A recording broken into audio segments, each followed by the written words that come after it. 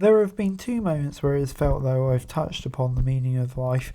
First was the AKI engine in WWF No Mercy, and when you finally defeated Fat Joe and Def Jam fight for New York. The unbelievable combat fluidity, storytelling, and hyperviolence, and these games showcase remain unrivaled to this very day.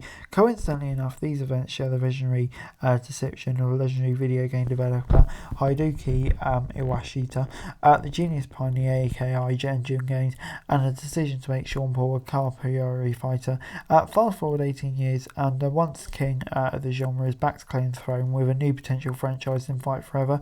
Now let's get the ugly out of the way first. It's paper thin on launch as game as the TNT title is a championship. There's enough content to satisfy basic needs, but when it comes to meaningful match and character customization, the options are sorely lacking. The career mode rateably features numerous storylines, but without any connective tissue, meaning that in Chapter 1 you can win the world title only to then challenging it for it down the line, having never defended or lost it. The lack of thorough storyline prevents long-term investment, but in retrospect, I'm not sure if that's what the game is meant for. For instance, the game's match evaluation system is wholly antithetical for AEW's real-world approach to wrestling. Short squash matches are rewarded with A+ grades, whereas longer-form main events are punished with lower ratings.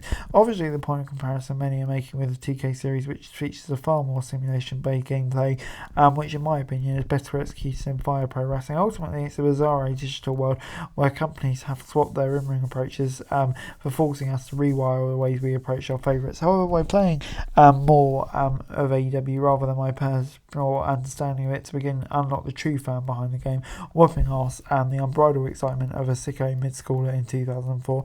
While Fight Forever is lacking in areas and has hiccups with player placement and move direction, the engine use has developed from the ground up, produces the exact feeling that No Mercy has been yearning since the golden days. Thus, the 2K comparisons feel moot, and if anything, can cheat shot Ukes, who first laid the foundations for WWE's video game series.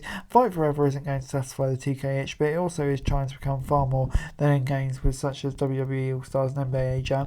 Overall, the game feels like a hybrid of Mortal Kombat and SmackDown Here Comes the Pain. Road to Elite is an often hilarious and rewarding spirit and through fictional and historical AEW storylines that blend and bizarre spirits with HTTP's backstage unpredictability and week-to-week customization with MK's arcade rush playstyles. Much like how AEW proudly celebrates its influences, so does Fight Forever. It loves a love letter to Buffy to celebrated classics, such as Here Comes the Pain, that may not perfectly pair together just quite yet, but the Young Bucks being the AEW equivalent of Super Mario Toes to the ultimate exploding barbed wire deathmatch redemption game mode, successfully tugs at the nostalgic heartstrings while slowly setting the stage for another golden age of pro wrestling games.